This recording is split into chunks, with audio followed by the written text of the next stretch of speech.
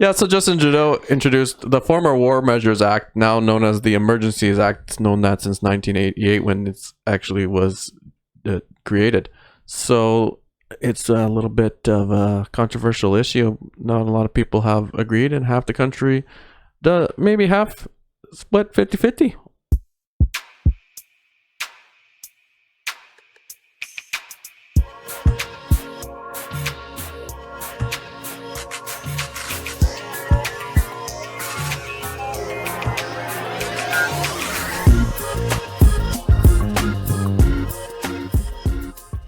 And with that, I'm going to ask you guys, what do you think about the War Measures Act being invoked? Why am I calling it the War Measures Act? That's what it was formerly called. It's not the War Measures Act. It is almost that. The Emergencies Act being invoked in Canada, despite the fact that six premiers have stated that it wasn't necessary. Well, it didn't seem necessary in Manitoba. No, our blockade's gone as of today. Yeah, they just came to an agreement and then they left. Correct. So I want to say to you guys, this act, the previous one that I'm confused with keeping calling the current Emergencies Act, the War Measures Act, that one was enacted 3 times in our history. You know when that was? Was it Justin's father? Yes, in 1970 when the Front de Liberation de Quebec, FLQ, City Libre, that's what they were trying to formulate. They were actually going around, doing political assassinations, car bombs, and kidnappings of politicians and newscasters at the time. So it was understandable at the time to invoke the War Measures Act. Prior to that, do you know when the other 2 times were? I do not. World War I and World War II. So not recently. It was the first time in peace time that measure was invoked. Now, in Canadian current history, we've seen a few situations that I will mention. One of them in 1990 was the Oka crisis, when there was a 77-day standoff where 2 people were, I don't know if they were killed or injured, but there was a much longer protest between 2 communities. No Emergencies Act was invoked then. The Quebec ice storms would have been another consideration, because it was a natural disaster that a lot of people were suffering from, and the government needed to supply additional resources to Quebec. They never invoked this Emergencies Act then. The terrorist attack in September of 2001 was a very serious time in a recent history. Did we need to invoke the Emergencies Act then? No, but I do think we might benefit from some enlightenment on specifically what the Emergencies Act is. That's exactly what I was just about to say. If anybody actually knows what the Emergency Act is.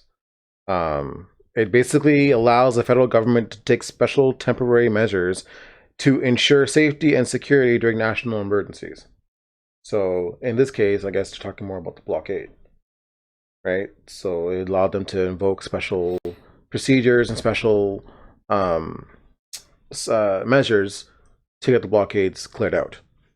We had blockades in 2020 that had serious economic ramifications. Why didn't Justin Trudeau enact the Emergencies Act then? It's a good question. It is a good question. Probably because it didn't warrant it then, kind of like how it doesn't warrant it now.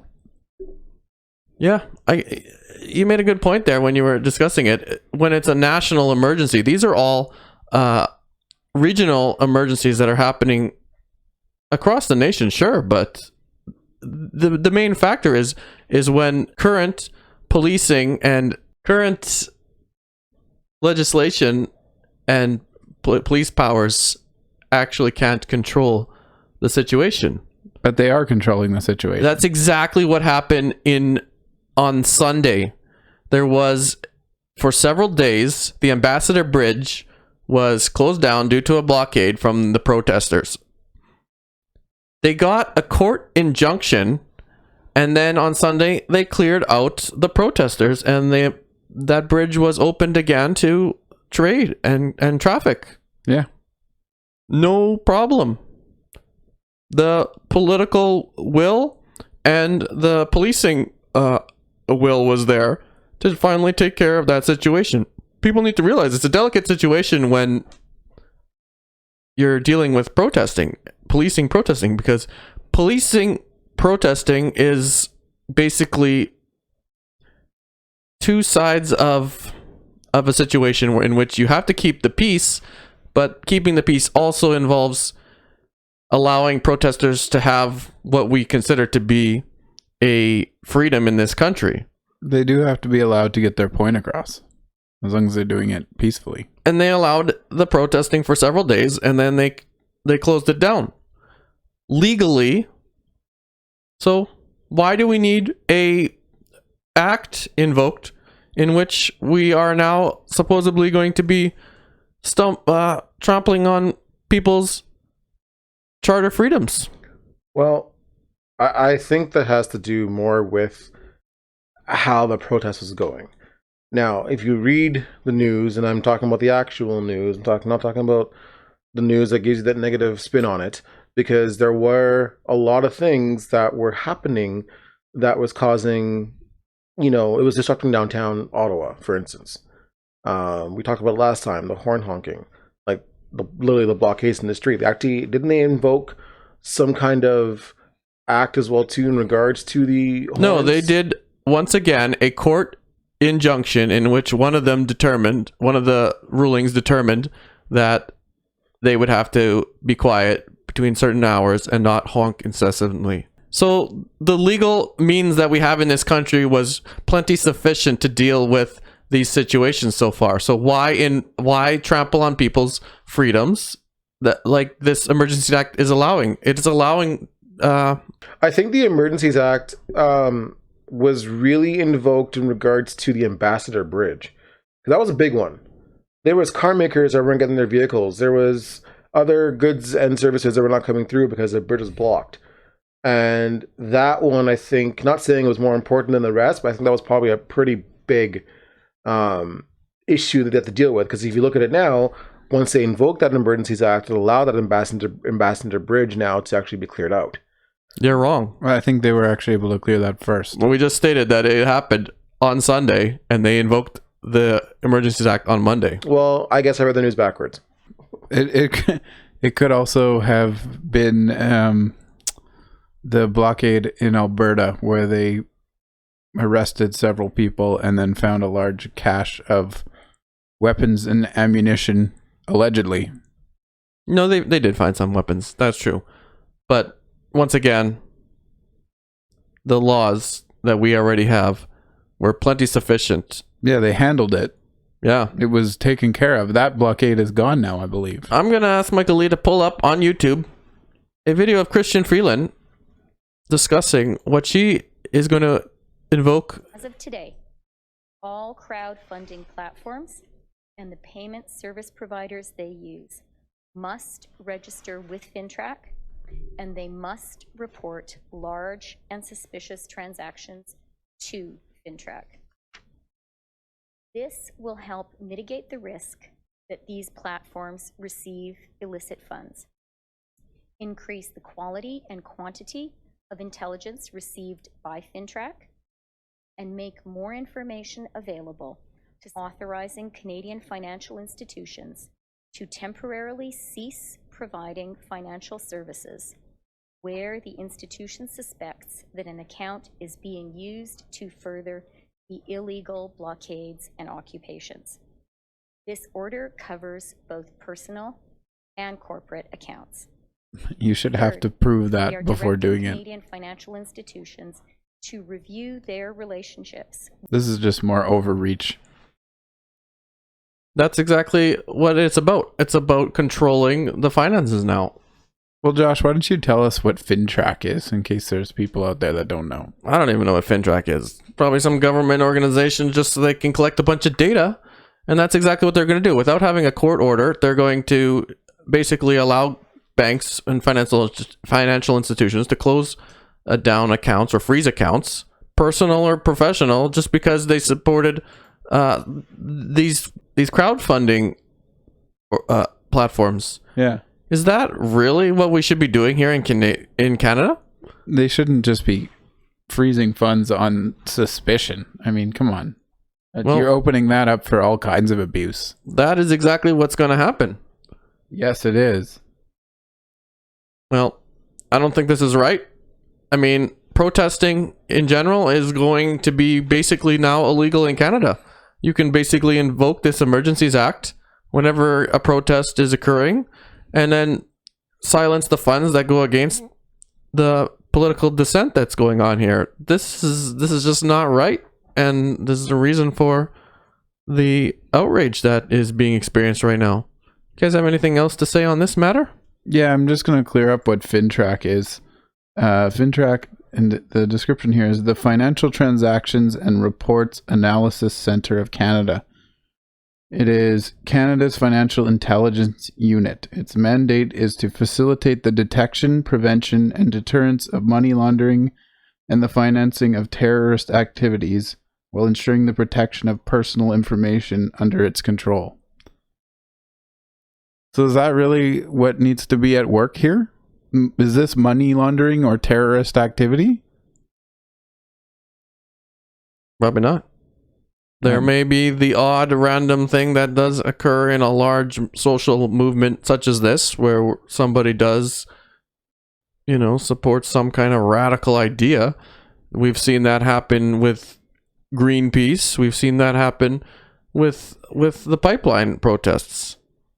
But at the same time, the legal means that we had in place was sufficient to deal with that each time.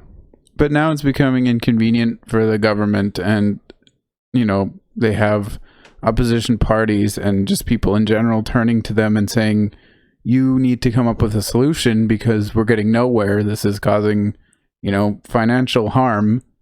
And the government, I guess, instead of engaging in dialogue or, trying to actually come to a solution, is just undermining the people that they don't like. That's what's happening now. That's what we do in this country? Well, we do that under this leader specifically. A few years back when there was an election, Trudeau did say some words on the campaign. Pull up the video, Michael Lee, about the Trudeau gaffe. Justin Trudeau's popularity in the polls is a problem for the Conservatives, and they'll take any chance they get to knock it down. But Trudeau has a way of giving them those chances. Trudeau's meeting last week with a group of Toronto women was an example. Even with Sun TV watching for any slip, he was asked which country he most admired and referred to China. There's a level of admiration I actually have for China,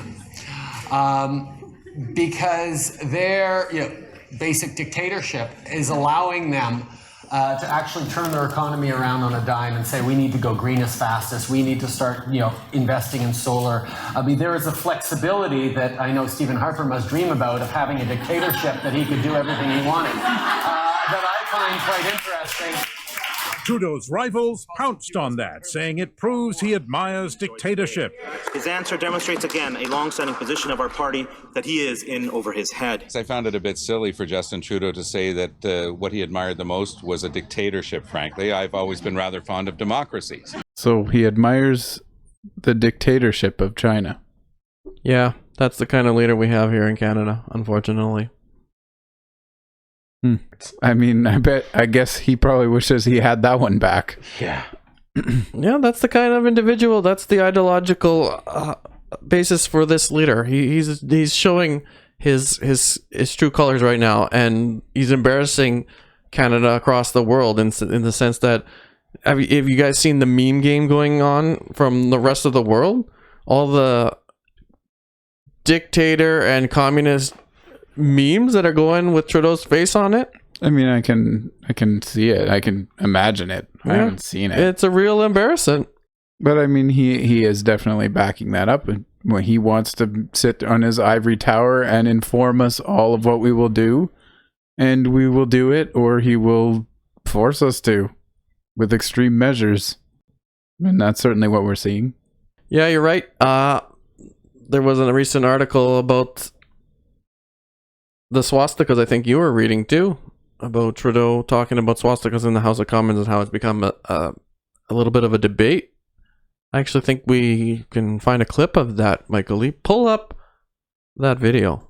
Conservative Party members can stand with people who wave swastikas. They can stand with people who wave the Confederate flag. Mr. Speaker, in 2020, when anti-energy protesters were blocking vital transportation, ships were backed up in ports and trains were stopped. The Prime Minister didn't stop them. In fact, he actually sent a government delegation to meet with them. But now that the protests are about something that he disagrees with, he uses inflammatory language, hurls personal attacks, and makes a massive power grab. We know the PM finds democracy inconvenient and that he admires China's dictatorship. So will the Prime Minister admit that this is all just a move to crack down on dissent? Well, I thought our Prime Minister was supposed to be the Prime Minister for all Canadians, not just the ones that he's chosen to like. That's incorrect. Well, I guess I've learned something. Yeah, we live in a partisan world now. That's the type of leader we have. A type of leader that runs away from the problems and now is overreacting because he's not getting his way. Well, he runs away from the problems and then he stands on the sidelines and irritates the problems. Just basically pokes the bear.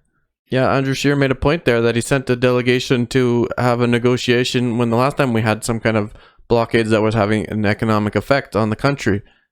This time, no, he disagrees with it and he's going to take a hard stance against protesting, which is not good for democracy in this country. On top of that, we have a leader who's just calling names of the opposition members that are bringing up excellent points. This is not a good situation to be in. Well, that seems like the shits. It does. Yeah, I don't get it. Why do we have to have an Emergencies Act when our legal system was plenty capable of taking care of everything? We don't have to have it. The point is, Trudeau and his government were being accused of not doing anything to solve the problem. So this is them now showing the country that they're doing something to solve this problem. Of course, it's not the right choice, course of action, but that seems to be what they do. I guess they just wait, and if the problem doesn't solve itself, they overreact. Temper tantrum, Trudeau. Yeah, that's what we have. You know what happened across this beautiful world? International protests have occurred. That means countries around the world have independently decided to protest lockdown measures. And this is an organic movement. We are seeing something at a lot of these protests too. Do you guys know what that is? Why don't you tell us? The Canadian flag is being flown in front of a lot of these movements. It's a symbol of the freedom movement that the Freedom Convoy has started. What do you guys think of other countries flying the Canadian flag as a freedom symbol? I know I used to see the American flag being flown for many countries, like in outside of Taiwan, and that was a symbol of freedom. But apparently, you guys, the Canadian flag is now a symbol of hate. Did you know this? I would not agree at all. Me either. Michael Lee, pull up one last video of a news clip explaining this so we can all fully understand what people's opinions are about how Canadian flag is now a symbol of hate. I guess my mistake was trying to apply logic to the situation. I will certainly know better next time.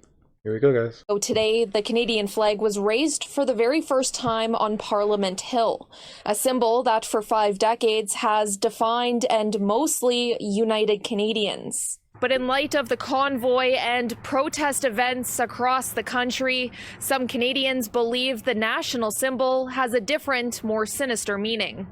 One man took to social media, asking the city to remove flags off of bridges and overpasses, saying currently they have become a symbol of hate.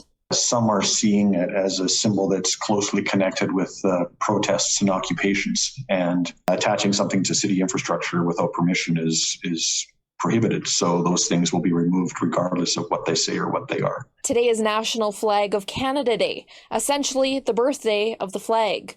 Prime Minister Justin Trudeau, after he announced the dramatic Emergencies Act, wrote, "Wherever the maple leaf flies, it is a symbol of the shared values that unites us as Canadians." In the past 3 weeks, the Canadian flag has been flying at protests and convoys, often upside down, in an international signal of distress. To that point, some Canadians say the symbol is being misused. I think it's disgusting. I think it's awful. And those flags, quite frankly, should be confiscated and taken away from people that clearly do not represent, the best interests of Canada. There is debate on social media In where whose this opinion? person claims the Canadian flag is not a symbol of hate. In response, another man says they had been made that way with these protests. It is Shouldn't have used unfortunate dusty, that spicy nudes there, but- some people use it that way, but the Canadian flag belongs to all Canadians, and so it's a source of a pride, and we will continue to have that pride. In Edmonton, Laura Krause, City News. This sounds like a manufactured story. No, it's true. People have these views.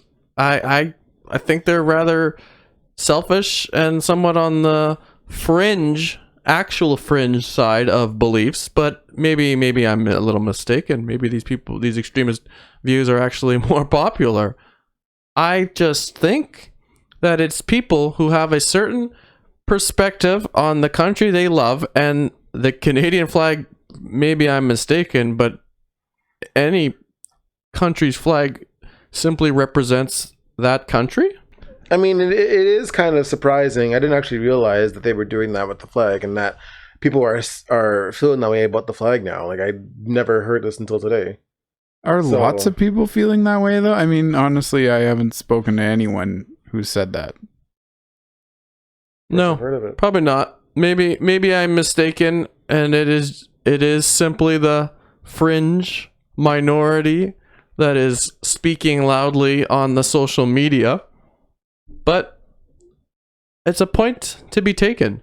Would you agree or disagree with the fact that the Canadian flag is being used by protesters on either side to simply state their perspective of what the country is about, and we should simply listen to them and accept diversity as a Canadian value?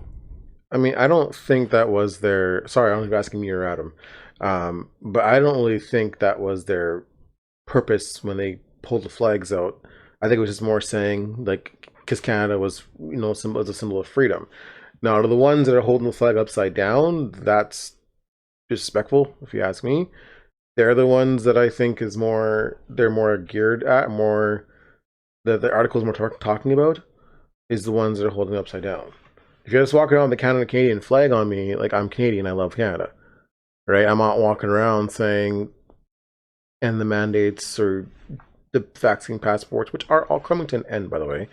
But I just think that their initial notion was more just to say, hey, we're Canada, this was land of the free, or whatever else, but it became all this negativity.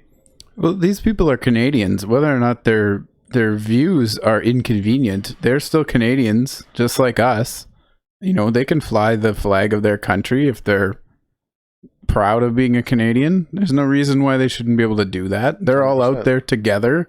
The flag is supposed to unite us. I think they're just that the being Canadian just means something to them. They're not protesting Canada. They're not protesting being a Canadian. They're just out there together as Canadians protesting a common goal. And I think that it wasn't specifically just the upside down flags. It was the flag in general, they were saying, because there was a lot of people not flying the flag upside down. Because in previous protests, we have seen people hang the flag upside down or draw on it certain symbols that they wished to. We saw that 6 or 8 months ago with the other protests in the summer where there was a bunch of 48 or 50 churches that were burned down, and they hung flags upside down. Did we complain at that time that it was a symbol of hate? Some people were upset with it, and rightfully so, because we do know of historical atrocities that have occurred. But does that make what they're doing a symbol of hate, or does it make what is happening now with the protesters and this flag, does that make it a symbol of hate? I think you got onto the point, Adam, that they are Canadians, and we have diverse opinions, and we should listen to all these opinions and not defame a symbol of Canada, which is our flag. That's not what it's about. Michael Lee was right to say they are observing the flag as a symbol of freedom, and they're using it as a symbol of freedom for the movement, a value in which Canadians should and used to accept as a true value of what it means to be Canadian. Freedom. I think it's fantastic if the Canadian flag is viewed as a symbol of freedom around the world. That's awesome. With that said, you guys, like, share, and subscribe this video and our podcast, please. And we will see you next time. Yeah, and give us your opinions down below.